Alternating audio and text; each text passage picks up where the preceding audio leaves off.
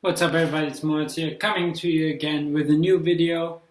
It's gonna be a little ranty, so I apologize before it, but I just wanted to, make one very crucial concept clear, which will define people that follow me and how I view the world from the rest of the world, basically. So, and this is the notion that you are not a blank slate. What do I mean by that? I mean, what you happen to stumble upon, what fascinates you, what drives you, what moves you, is not by any mere chance. And that's the main driving force behind this new generation. You see Gary Vee, you see Casey Neistat, you see all these Elliot Holtz, all these people who hustle and create worthwhile content. They don't just end up doing that because that was just something they stumbled upon. But you hear the language of passion, of purpose, of pursuit of ultimate goals. And that is really the key feature of this new generation. And the new way of looking oneself is a dramatic shift in what it means to be human fundamentally. The old notion is you are basically a blank slate. The world can just take you at age 3 and say, you are going to be X, and then they just make you that.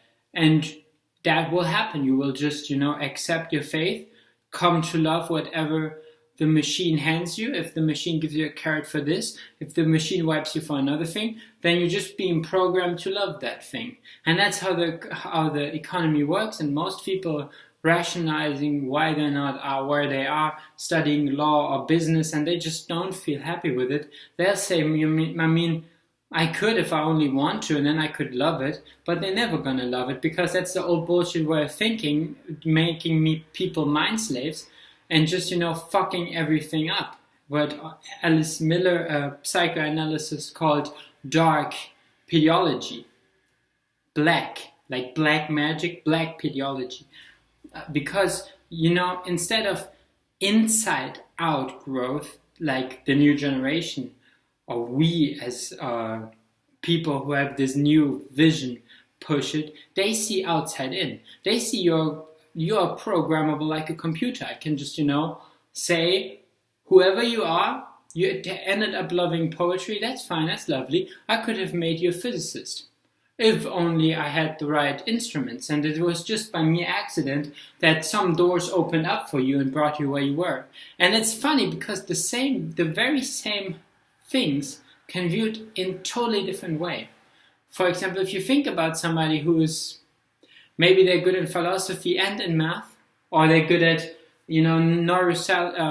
neurological makeup of the brain, and also in informatics, you would say, well, that just shows that people are just not one-minded and they're good in a lot of things. That's the way the old system would explain them. And we would explain them flipping this whole shit on the top and saying, no, they love informatics and neurology because they actually gonna be the people ending up making first hands which are connected to your brain if you lost a limb, where you have a prosthesis and then you can reuse your hand.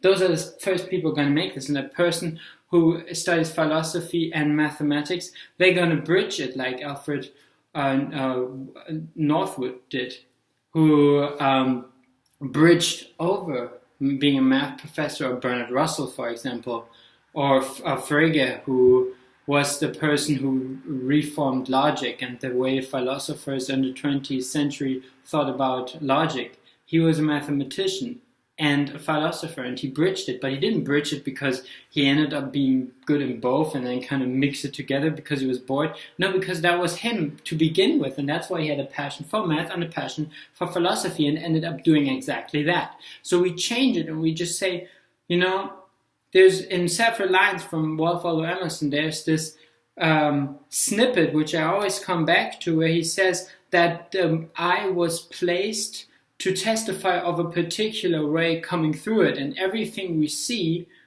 makes an impression on us and another not, and that's by a pre-harmonized design. That's by default. That's just the way we are.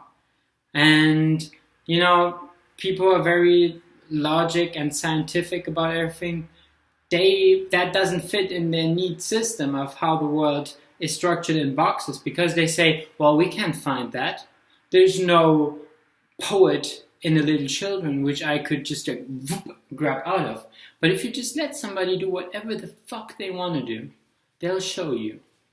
For example, myself, I was obsessed with language. I would force my mother to read me sometimes an hour and a half. And age 3, I was so that she read the same fairy tale to me, the Grimm fairy tales from the German brother Grimm. She read the same fairy tales to me, so I had them so memorized by heart and was so paying close attention to it that I could grab the book and just put them through word for word.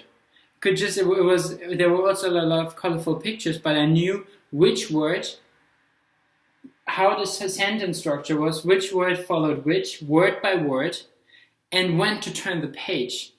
So another thing started. And that's not bragging, that's just saying that's the fucking one thing I always loved, language. And you know, in math, I could have given less a shit. I always ended up D-minusing the shit out of it. I didn't give a care. I ended up having D- my whole way through and just hoping not to get an F. And I never gave a single fuck about it. And, you know, so many people, I see them drawing from the beginning. They're always with their little pens out, or people in the woods, always active, always doing stuff. And they never pursue that because, you know, for people who have practical skills, it's fucking tough, man. They get into college and then all of a sudden they realize deep in them that they meant for so much simpler, and the whole whipping from their family all the time, this should work, make this concept come to life, you know, you gotta be good at language and in math. It was just not working for them because they're people living with their hands, with their, you know, their senses are very acute. Their brain is always like troubling them in a sense because it's always getting in the way. If they can just shut the brain off and just be practical for a second, they enjoy themselves. So what is it what you enjoy? You're not a blank slate. You're not here by accident, and you're not going to be good in everything. So drop that bullshit narrative and double down on what you love. And I think that's why your parents don't get it. That's why your parents don't get why you quit college. That's why your parents don't get why you're so single-minded, why you're so focused, why you don't take a plan B for an option, why you don't play it safe. You're not fucking interested in playing it safe. That's just like robbing your time. And you know it because you have the vision of yourself just growing upwards. There's no reason for a tree not to grow to the sun. So why the fuck would you grow in a direction which leads you nowhere? You wouldn't, and you don't. And that's the right thing. And always think back that most of the people, our society, the way education works, the shit is still hardwired on rudimentary bullshit, which we now know is complete fake and it's not working. So if you see, you know, you can't just pity the little fuckers too much. You know, they have to go to, what they and we had to go through, this whole punishment of learning math when we don't like it, of learning language when we have no capacity for it. You know, all this stuff, this is not limiting us. This is not saying you can't do math, so poor you. That's just saying, you know, you were meant for something very specific.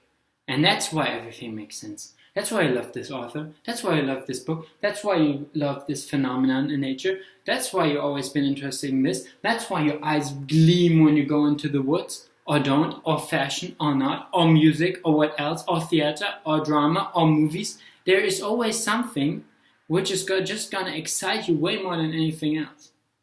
And if you haven't found that, then just start by reversing all the shit you don't need. I knew from when I was young that math was never part of my life.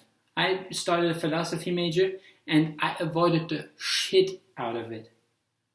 Because I always knew, not the way I view the world, not the way my brain is designed to function. So cut the crap. But, you know, always remember, society, college, education, your parents, your grandparents, they will never be on the same page with you unless you convince them, but probably they will not be on the same page just because they live the way you do upside down. What you see as your innate strength, they see as some accident, something which just happened because you were hardwired that way, because your mother was always good with language, because your father always, gave you little puzzles or gave you little stories that he always told you, or because your uncle would always take you out and fishing in the woods, or because you were exposed by your older brother to movies. That's not it. We're all exposed to movies. I was exposed to movies when I was 6 and I didn't give a single shit. We're all exposed to some kind of sports, and most of us, it doesn't rub off. We all went to the woods somehow. We all had a pen in our hand, or we all were drawing something, but with some, it just sticks. And that's the thing. The shit that sticks, that's yours to work on. And that's yours to cultivate a future on. And don't try to be good in everything. And if you're still in school, suck it up or drop out. I would recommend dropping out because it's worth nothing, in my opinion. But, suck it through. But always remember that this is prostitution. And it feels like prostitution because it is. And never lose sense of that. Okay, I hope this was not ranty enough. See ya. Till next time. Take good care of you.